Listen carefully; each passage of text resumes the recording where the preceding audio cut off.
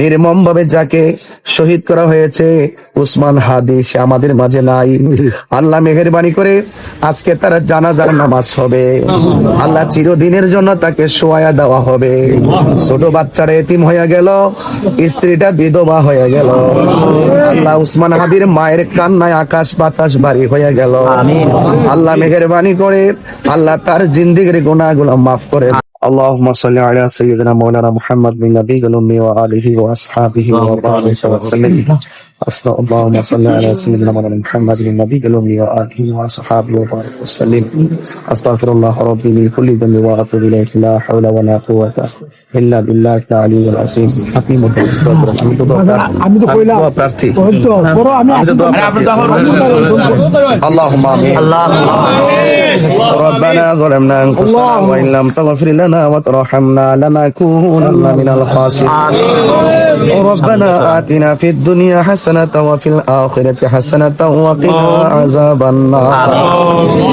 رب ارحمهما كما রব্বায়ানি সগীরা।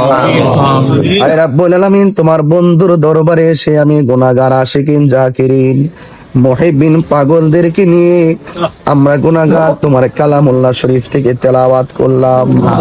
আল্লাহ আপনার হাবিবুল্লাহর উপরে দরুদ ও সালাম পড়লাম।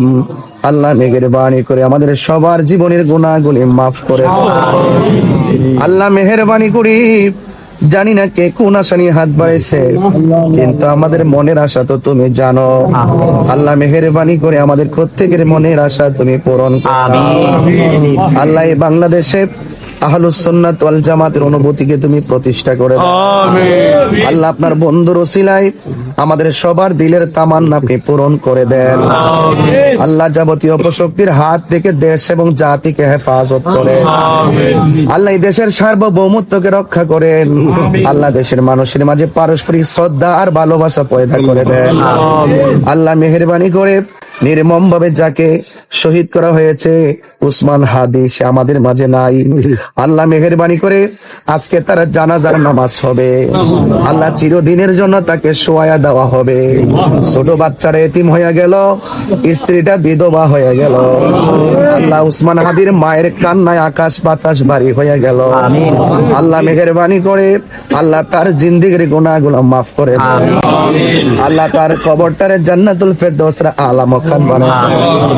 আল্লাহ মেহেরবানি করে আমাদের এই বাংলাদেশ থেকে হিংসা বিদ্বেষের রাজনীতি বন্ধ করে দেন।